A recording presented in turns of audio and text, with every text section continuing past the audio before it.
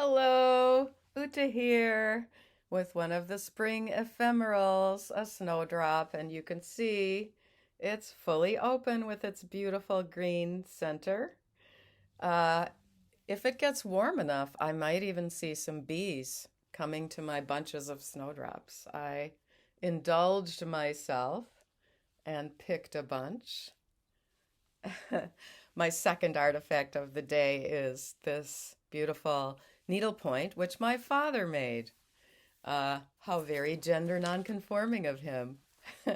He had learned various textile crafts uh, while making braided rag rugs with his mother up in rural northern Wisconsin and hooked rugs, I believe. So he took up this needlepoint, which is from a Norwegian kit. And I feel very lucky to have gotten that one because I love the colors so much. Now, I'm going to be reading a comment that was written in to Benjamin A. Boyce YouTube channel, which I think he used to call Calm Versations. He's broken his rule and interviewed a trans widow, Tracy Shannon. I recommend going over there and checking that out. She has quite a parallel story to mine, 1990s time frame. She had three children, and her husband went off this deep end after the third one was born. And she even told me there were a couple of things that she kept back from telling Boyce. We've had an email exchange, and this guy was at one point trying to breastfeed their third child. So, this co-opting of motherhood is a real thing, and we are the ones who have the truth about that. So I had written in some comments and thanking Boyce for finally breaking his rule because he thought journalistically that's a third party talking about the uh, individual who's ideating a female persona for himself.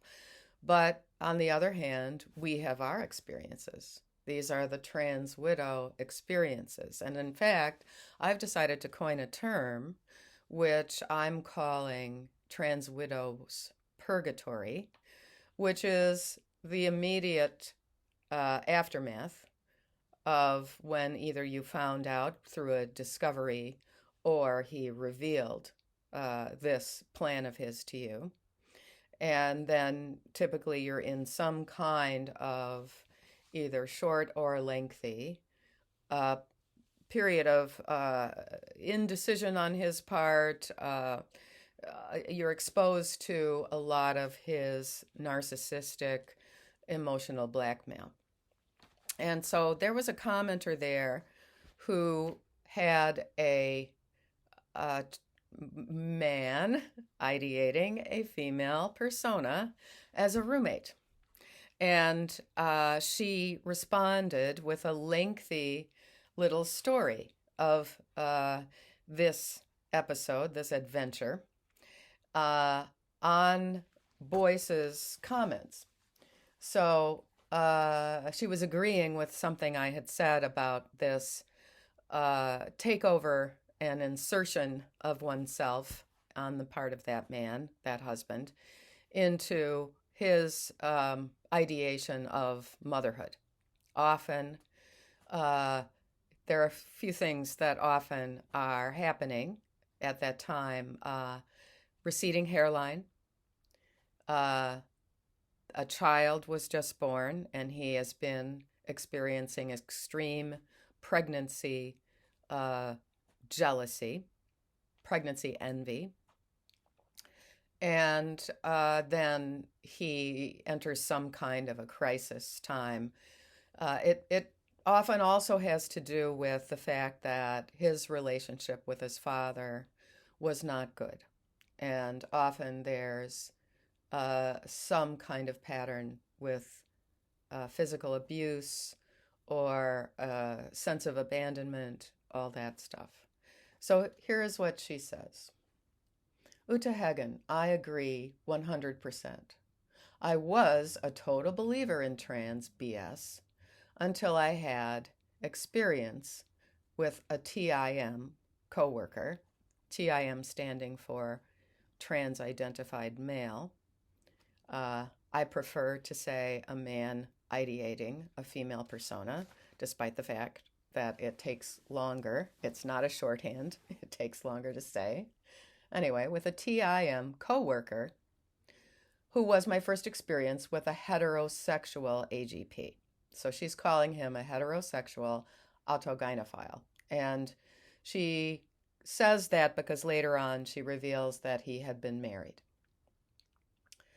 I, like most people think, always thought of trans people as benign HSTS, which is heterosexual transsexuals. That's a Ray Blanchard terminology. At this point, the lines between autogynephilia, meaning perceiving yourself as female for some kind of imagined sexual rapture, that's the AGP, autogynephile terminology, according to Dr. Ray Blanchard. At this point, with the cross-sex ideology, these lines are completely blurred. The lines between a drag queen, autogynephile, heterosexual, transsexual, transvestite, all of those things are completely blurred. And I don't have any really strong negative feeling about that. I think they always kind of have been blurred. And now it's just getting more so, especially with all the non-binary and 143 varieties of pronouns and things like this. But anyway, I digress.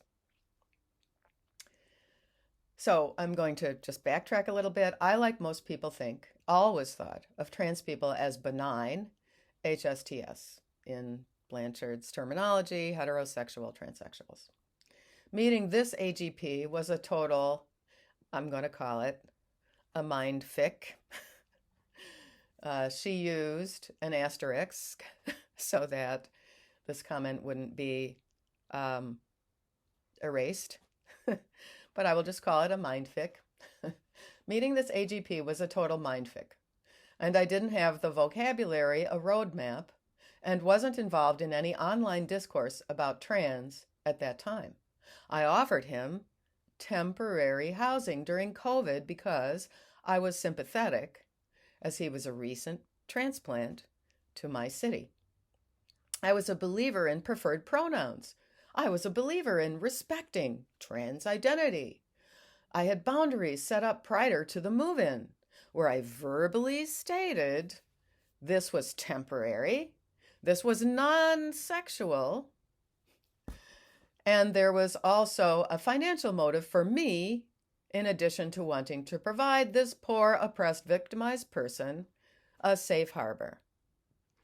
It comes up later that probably his wife has kicked him out. Probably during COVID, he was online too much, probably with all that pornography, and it all kind of hit the fan, and he is a co-worker in a woke company.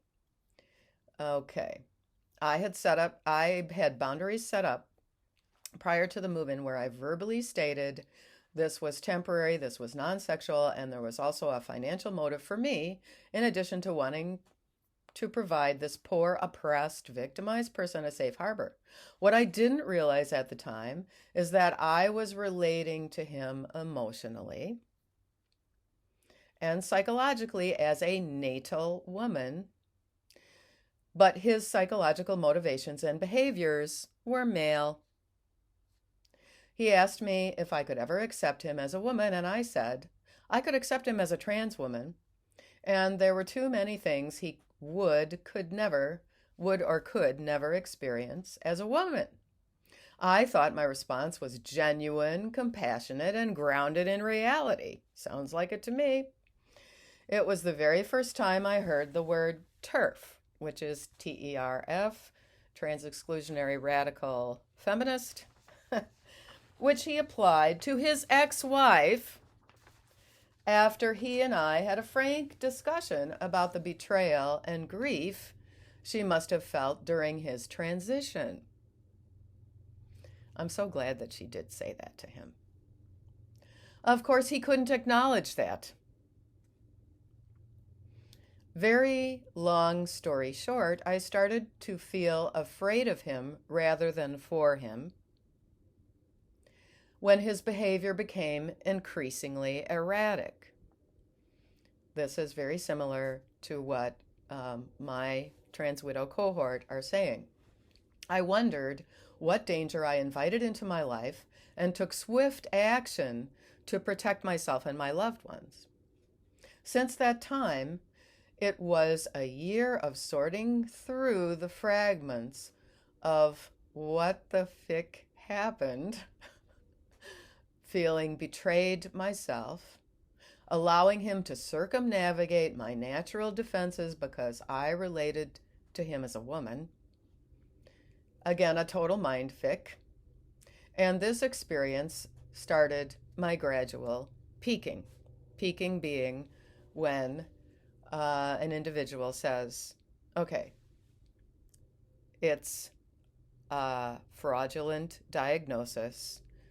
The narrative of the oppression and the suicide narrative, the emotional blackmail, are too much. And I will say that allies, cross-sex ideation allies, typically don't actually have this kind of in-person, up-close and personal experience with someone. They say, oh, I have friends, and I believe in equal rights for everyone. And yes, we all believe in equal rights, equal safety. However, you are a narcissist if you cannot focus on someone else's comfort. To continue, started my gradual peaking.